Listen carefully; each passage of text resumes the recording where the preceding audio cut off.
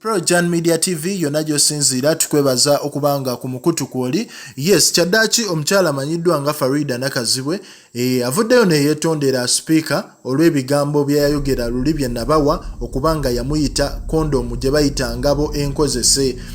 Olw'ensonga nti olunaku olwaleero speaker yavuddeyo n'apostinga ku Twitter ye n'agamba nti muwala wange Farida sinnalaba kintu kyonna kye wayogedde, naye woba wayogedde ekintu ekikontana okusinga amateeka tekijja genda nga tekibonyerezeddwa, ng'agezaako mulaga nti waba yayogedde ebintu nga si birungi ajja genda amubonereze.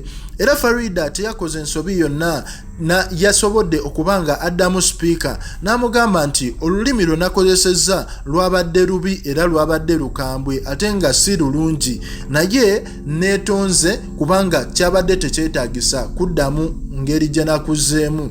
Neetonze era nsaba onsonyiwe, naye ekintu ky'okuwa memba ba parliament ezo sente ze mwabawa obukadde 2 kyo sikkiriziganya nakyo, naye nsaba onsonyiwe olw'ensonga nti nakuzeemu bubi.